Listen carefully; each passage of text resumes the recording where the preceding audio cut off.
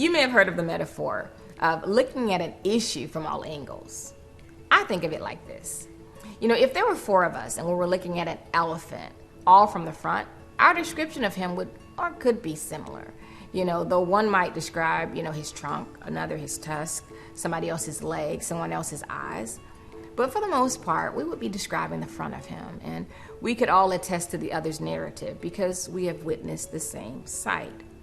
Now, if the four of us were to spread out and I stood behind him, you stayed in front, and the other two on the sides of him, then our descriptions would change according to what we've seen and experienced.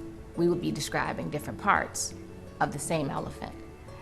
Now, I have to be careful not to discredit my neighbor's description because they had not seen the creature from my vantage point.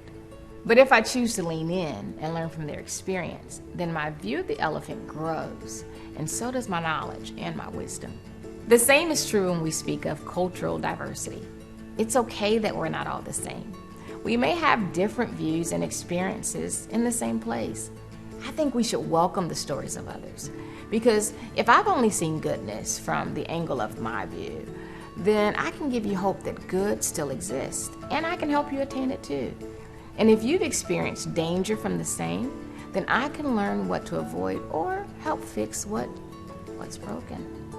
Even if I feel powerless and I can do nothing, I can listen and I can love. But it starts with us as believers in Christ saying, come, let's sit at the same table. Let's share our stories and our lives without hate, without animosity or prejudgment. See, I love how Paul says it in Ephesians chapter 4, verses 2 and 3. He says, be completely humble and gentle. Be patient, bearing with one another. Make every effort to keep the unity of the Spirit through the bond of peace. So, today, humbly and gently tell your story.